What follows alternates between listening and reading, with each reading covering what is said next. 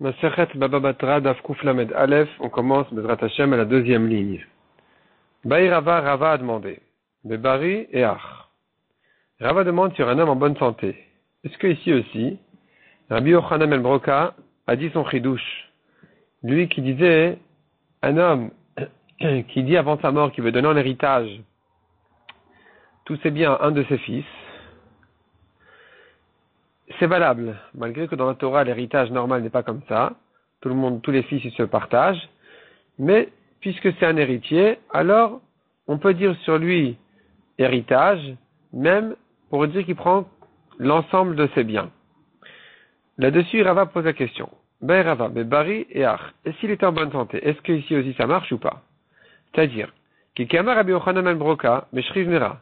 Peut-être que Rabbi Yochanan a parlé que pour un malade, il va mourir, Debar Oruteu, il est question de laisser un héritage, c'est bien. C'est sur lui que Rabbi Yochanan a dit que s'il a donné à un de ses enfants, un de ses héritiers en héritage, c'est valable. Aval Bebari Ilo, mais s'il est en bonne santé, quel héritage, de quoi il parle? Ça marcherait pas. Odilma, Afil Bebari Nami Amar, Afil Bebari Nami. Peut-être que même s'il est en bonne santé, il peut dire je donne en héritage mes biens à X, un de ses héritiers, et ça marchera aussi. Amal et Rav Mesharshia et Rava Tashma. Rav Mesharshia vient ramener une preuve. Il vient dire à Rava, il vient lui ramener une preuve qui va répondre à sa question. De Amalo Rabbi Nathan les Rabbi. Rabbi Nathan à Bavli, il est venu de Bavel, il a dit à Rabbi, Shanita Mishnatrem, vous avez enseigné votre Mishnah, donc toi Rabbi qui a rédigé les Mishnayot, qui est Rabbi Yochanan ben Broka. Voilà qu'il y a une des Mishnayot, étonnant, ça va comme Rabbi Yochanan ben Broka et pas comme les Chachamim. Quelle est la Mishnah? Une Mishnah dans ma Masechet Ktuvot qui dit, Detnan. Lo katavla, si un mari n'a pas écrit dans la Ktuva à sa femme, un accord de Ktuva qui est en fait un engagement vis-à-vis des fils de cette femme-là. L'engagement vient dire, Benin dichrin, les enfants garçons, diavien lichminai, que tu auras 2 mois, inunir tun kesef Ktuvater, ceux-là vont hériter l'argent de ta Ktuva, yoter al-chulkeon deim achuhon, plus que leur part avec leur frère. C'est-à-dire comme ça. Un homme se marie avec 2 femmes. Une femme lui amène, pour une femme il y a une grande Ktuva, pour une femme il y a une petite Ktuva, selon les accords. La femme de la grande Ktuva, ou même si elles sont égales dans les Ktuvot, il y a une femme qui aura beaucoup de garçons, et une femme qui aura un fils unique, par exemple. Et donc chaque femme veut assurer sa Ktuva. Elle veut pas que les biens de son mari se partagent équitablement entre les garçons, parce que les siens et ceux d'une autre femme. Elle veut que sa Ktuva soit gardée à ses enfants à elle, à ses garçons à elle. Parce qu'il se peut qu'elle n'ait qu'un garçon, alors que la deuxième femme aura beaucoup de garçons, par exemple, et que finalement, et son fils, en tant que fils unique, aurait reçu toute la Ktuva de la mère, alors que s'il se partage avec les frères, il va recevoir un peu. Ou bien si cette femme-là, elle a né beaucoup d'argent, alors ses fils vont recevoir beaucoup. Alors que la deuxième femme était pauvre et qu'elle mérite une petite Ktuva, etc. Donc chaque femme veut assurer que sa Ktuva elle reste pour ses enfants, et donc le mari s'engage. C'est une takana de Chachamim, qu'un mari, un tnaï betidin, une condition du bedin, que le mari s'engage à chaque femme, au moment du mariage, que ses futurs fils vont hériter la Ktuva de leur mère, indépendamment de l'héritage du père qu'ils vont se partager avec les frères. Je reprends la phrase. Donc, l'okatav, là, dans un cas où le mari n'a pas écrit à sa femme, benin dichin, des garçons, fils, di avian lichminai, que tu auras 2 mois, inun, eux, yirtun, vont hériter. Il faut faire attention à ce mot-là, hériter, ils vont bien hériter. Kesef ktuvater, l'argent de ta ktuva, yoter, plus, al-chulkeon des machuon, que leur part avec leurs frères, chayav, le mari est chayav, cet engagement-là, il est automatique, chez tnaï bedin, ou car c'est un tnaï bedin, une condition du bedin, que ça se fasse automatiquement. Et là-dessus, Rabbi Nathan dit à Rabbi, voilà que ta Mishnah, elle va comme Rabbi Yochanan. Parce que ici, il parle d'héritage à certains fils plus qu'à d'autres. Dire, ceux-là vont hériter plus que les autres, ça va comme Rabbi Yochanan qui permet, Rabbi Yochanan qui valide, qui accepte de donner un héritage à un des héritiers plus qu'aux autres. Ve'amarlo, Ve'amarlo Rabbi. Rabbi lui a répondu, Yisvuntnan.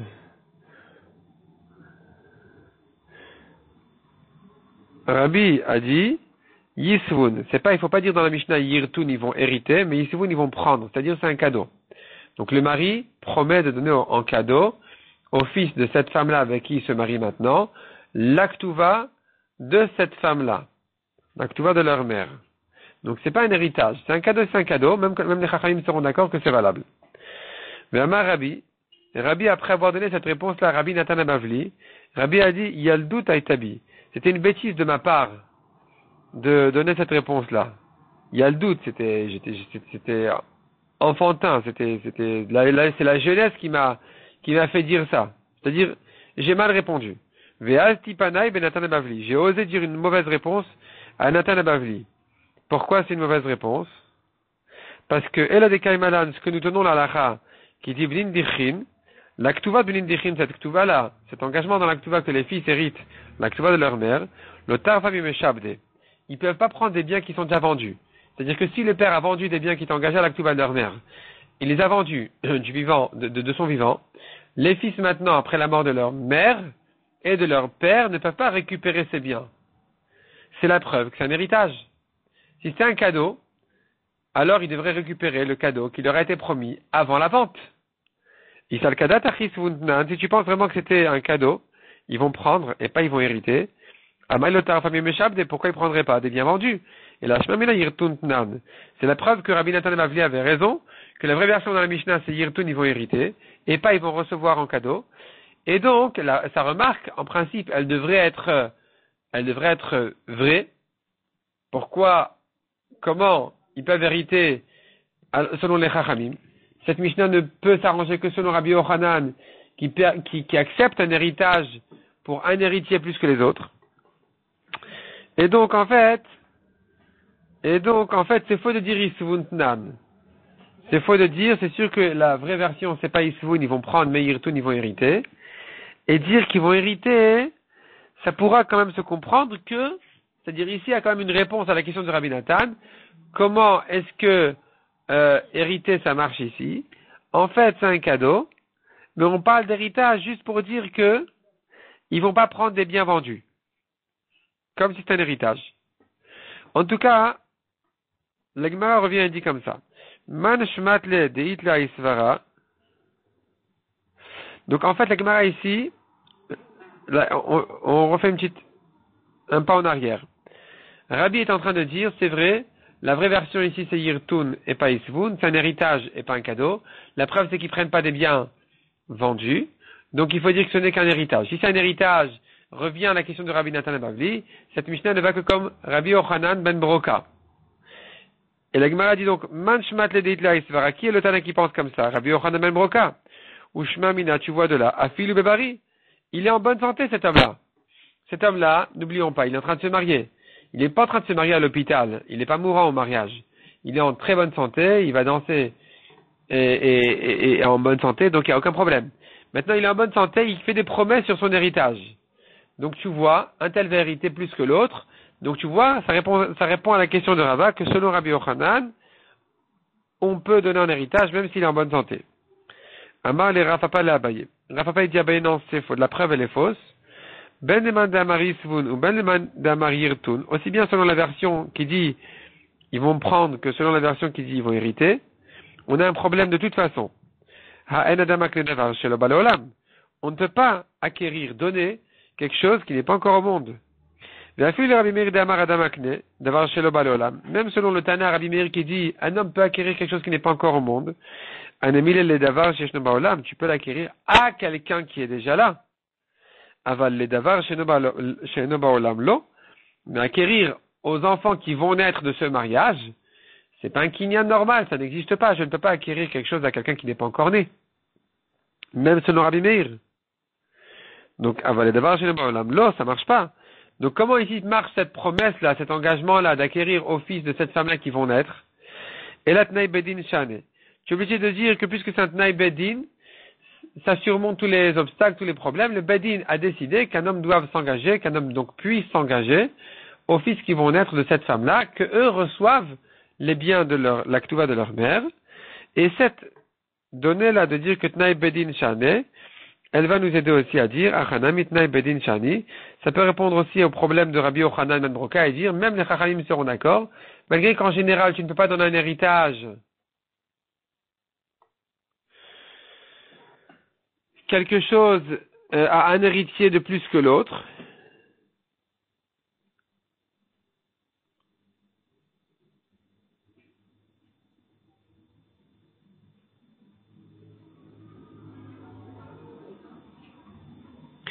Donc même selon les Chachamim qu'en général, on ne peut pas donner un héritage à un héritier plus qu'aux autres, ici ça marche, donc finalement il n'y a plus aucune preuve de là.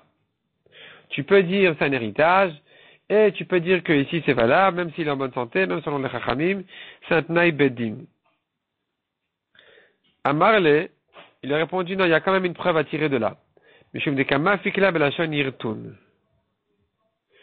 C'est-à-dire, Abaye il dit non, mais c'est vrai, mais il y a quand même une preuve ici à tirer du fait que Rabbi a avoué que la bonne version c'est Yirtun, ils vont hériter. Même si tu me dis que même les Chachamim sont d'accord dans un Tnaï Bedin comme celui-là que ça marche, mais puisqu'on a parlé ici d'héritage, c'est pour te laisser entendre que on peut apprendre de là pour les autres héritages. Sinon, il aurait pu dire, ils vont prendre, pourquoi on a parlé d'héritage? C'est pour te dire que, certainement, tu penses, toi Rabbi, comme Rabbi Yochanan ben Broka, c'est pour ça que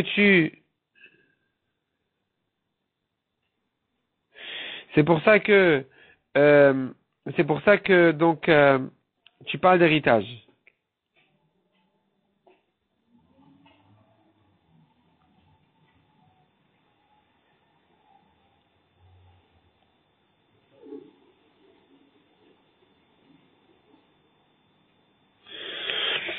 Donc, Amal et Mishum de Mafikla Belashon Yirtun.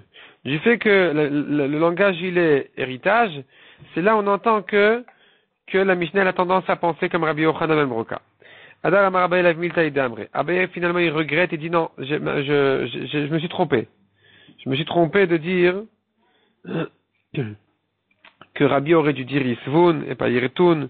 C'est-à-dire, la déduction du fait que dans la Mishnah c'est écrit Yirtun, au lieu de Yisvun, ils vont hériter plutôt que prendre, elle est fausse. C'est pas la preuve c'est pas la preuve que dans les héritages on peut faire passer même en bonne santé tout ça. Cette Mishnah, de toute façon, elle peut aller comme les Chachamim tranquillement. Même si tu dis Yirtun, il y a pas de problème, elle peut aller comme les Chachamim. Pourquoi? D'Etnan, car nous avons une autre Mishnah dans Masechet Ktuvot qui dit, il y a encore un autre accord dans les Ktuvot. Dans la Ktuva, il y a encore un autre accord qui lui aussi il est automatique. La Mishnah dit là-bas, Lokatavla, si le mari n'écrit pas à la femme, Benan Nukvan Diavian Lechiminai, les filles que tu auras de moi, Yavian Yatvan Meveti, elles pourront habiter dans ma maison, c'est-à-dire après sa mort. Veit Zenan Minechasai, et se nourrir de mes biens, à nouveau, c'est-à-dire sur le compte de l'héritage de ses fils, les filles seront nourries, les filles petites. Adetil Kechan et Gouvrin, jusqu'à ce qu'elles se marient à nouveau petites. C'est-à-dire jusqu'à l'âge de 12 ans et demi, ou bien qu'elles se marient, elles sont nourries sur le dos des garçons, sur le compte de l'héritage. Et le mari qui n'aurait pas écrit ça dans sa Ktuva, Chayav, c'est un engagement automatique, Shutnai Bedin. Et donc, la Gemara dit, regarde, il se trouve qu'il y a deux engagements ici dans la Ktuva. Un pour les garçons en héritage, un pour les filles. Pour les filles, c'est sûr que c'est un cadeau. Pour les garçons, même si tu dis que c'est un héritage, mais puisque dans les filles c'est un cadeau, alors tu interprètes les garçons aussi comme un cadeau, comme on a vu dans les dapim précédents. Donc, c'est comme quelqu'un qui dans son testament il dit je donne à un tel en cadeau et à un tel en héritage. Et s'il a dit comme ça, alors afilu rabanan modou. Même les chachamim sont d'accord que puisqu'il a parlé aussi de cadeau, alors même l'héritage il est valable. Donc ici finalement, tu as beau dire, tu as qu'à dire même Yirtun, ils vont hériter, c'est pas un problème. Même ça va, cette Mishnah elle peut aller comme les Chachamim aussi. Et dire que, elle peut aller comme les Chachamim aussi. Et dire qu'ils peuvent dans ce cas-là prendre, les garçons ils peuvent prendre, même si en tant qu'héritage ça marche pas, ça s'appelle un cadeau. Amar le Rav Nechumi, Veit damar Rav Hanania bar Minum il a Abaye. Rav Nechumi ou Rav Hanania a dit à Abaye. On tourne la page. Mimai, d'où sais-tu comparer, d'où sais-tu dire que les deux engagements dans l'Aktuva, l'engagement des fils et l'engagement des filles, ils sont venus en même temps? Mimai de Bechad Bedina Itkun, qui t'a dit que les deux engagements ont été institués par le même Bedin, et que dans ce cas-là, tu pourrais dire, c'est comme quelqu'un qui en même temps, il a dit un tel en cadeau et un tel en héritage. Dilma Betre Bedina Itkun, peut-être que ce sont deux tribunaux, deux batédinim, qui ont institué un pour les garçons, un autre pour les filles. Donc tu peux pas dire que les garçons s'appuient sur les filles en disant c'est un cadeau, ça aussi c'est un cadeau. La Gemara dit l'osal kadatar. Tu ne peux pas dire comme ça que ce sont deux takanotes différentes. Dektan et Recha, quand nous avons là-bas dans la Mishnah qui dit dans Masechet Ktuvot, Ze midrash darash Rabbi Elazar ben Azaria lifnei Chachamim, bakerem beyavne. Voici le drasha que Rabbi Elazar ben Azaria a fait devant les Chachamim, bakerem dans la vigne de Yavne. Ils n'étaient pas dans une vigne, mais une vigne, c'est des rangées de raisins, et les Chachamim étaient assis en rangée, en rang comme ça, un devant l'autre, un derrière l'autre. Et donc on appelle ça kerem, comme une vigne. En tout cas, Rabbi Elazar a fait là-bas une dracha qui disait comme ça. Abanim yirshu, ve'abanot izonu. Nous avons appris que les fils héritent la ktuva de leur mère. Les filles sont nourries des biens de l'héritage. Et puisque ce sont deux takanot qui ont été dites à propos de la ktuva d'une femme, alors on peut comparer l'une à l'autre et dire Ma abanim enan yorshin ela lachar mitat aviem. De même que l'héritage des fils ne vient qu'après la mort de leur père, af banot le izonu. De la même manière, les filles ne sont nourries, et la lachar mitat aviem, qu'après la mort de leur père. Donc si le père de son vivant ne veut pas nourrir ses filles, sa femme ne peut pas sortir sa ktuva pour l'engager, de les nourrir. En tout cas, tu vois de là qu'on apprend une takana de l'autre. La Gemara déduit de là. Yamrad bishlama bechad bedina itkun. Ça va si tu dis que ça a été institué dans le même bedin. Hainu de alfin, takana mitakana. C'est bien ce que nous pouvons apprendre une takana d'une autre. Et là, Yamrat betre bedina itkun. Mais si tu penses que ça a été fait en deux temps, deux batedinim, echi alfinan takana mitakana. Comment peut-on apprendre une takana d'une autre? Et donc, c'est la preuve que c'était dit en même temps. Et si c'était dit en même temps, alors à nouveau, tu peux dire yirtun, c'est un héritage. Et malgré qu'il s'agit d'un héritage, même les chachamim seront d'accord que c'est valable, parce que dans la même takana, tu as un cadeau pour les filles. C'est donné aux filles, hérité aux fils. Donc tu comprends que les fils aussi, c'est une question de cadeau. Et donc même les chachamim sont d'accord que c'est valable. La Gemara repousse et dit Mimai, d'où sais-tu, comment tu apprends de là? Comment tu peux déduire de la dracha de Rabbi Elazar ben Azaria, de la comparaison entre les fils et les garçons, que ça a été fait dans le même bedin? Dilma lolam emalach betre bedina itkun. Je pourrais toujours te dire que ça a été institué dans deux batedinim. Ou bedina batratakun ke bedina kama. Le dernier bedin qui a ajouté la deuxième takana, qui serait celle des garçons peut-être, ou celle des filles peut-être, on ne sait pas c'est laquelle la première, laquelle la dernière. Mais en tout cas, le dernier bedin, il serait venu dire une takana, il aurait comparé sa nouvelle takana à l'ancienne, qui est de l'optique takanta, pour ne pas objecter une takana sur une autre en disant voilà, celle-là elle est de son vivant, celle-là après sa mort, et donc il se serait aligné à la première takana. Mais en fait ce sont deux batédinim, et si ce sont deux batédinim, alors revient la preuve du fait qu'on a parlé ici d'héritage et pas de cadeau. C'est la preuve qu'il y a ici une tendance à penser comme Rabbi Yochanan ben Broka, que même un héritage pour certains héritiers, c'est valable.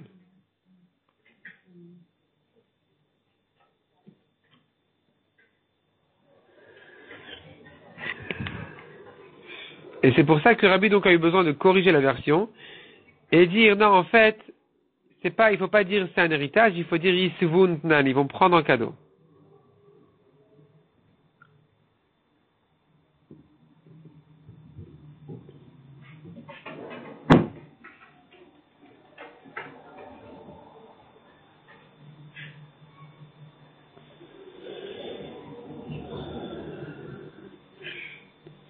Amar Rav Yehuda, Amar Shmuel. Rav Yehuda dit au nom de Shmuel. Akotev kol nechasav leishto. Lo asa el apotrupa. À côté de quelqu'un qui a écrit qu'il donne tous ses biens à sa femme. Il ne lui a rien donné du tout. Pourquoi? Parce qu'il n'avait pas l'intention de lui donner quoi que ce soit après sa mort, sur le compte de ses fils. Il veut uniquement la nommer responsable des biens pour que ses fils la respectent. Donc là, ça elle apotroupa. Il ne l'a fait que apotropous, c'est-à-dire qu'elle soit responsable des biens. Parce que c'est pas logique de croire qu'un père voudrait donner tout à sa femme et rien laisser à ses fils.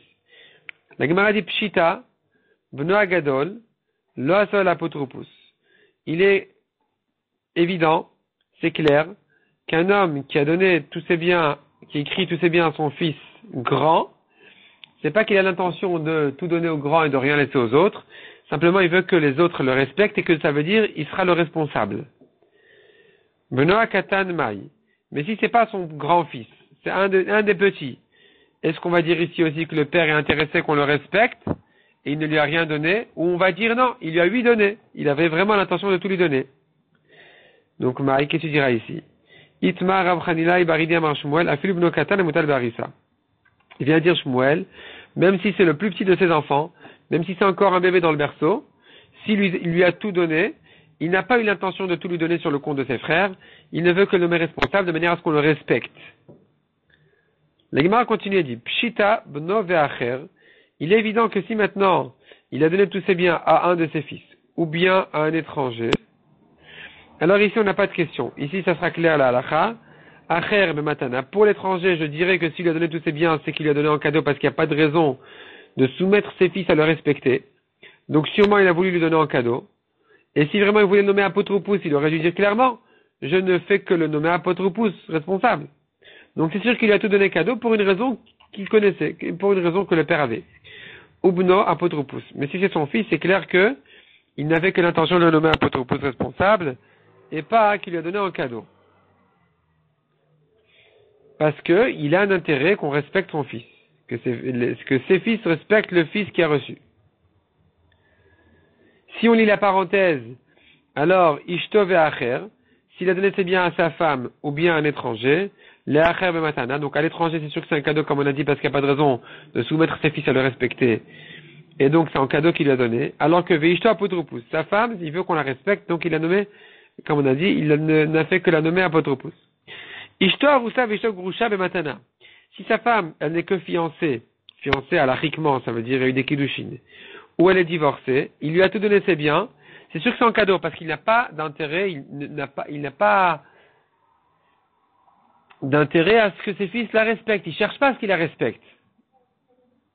C'est pas sa femme mariée.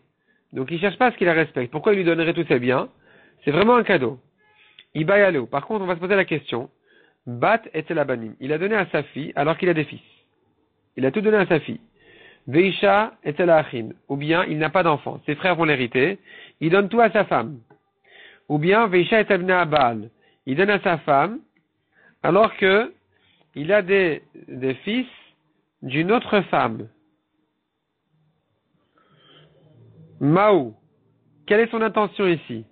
Est-ce qu'il veut qu'on respecte sa femme?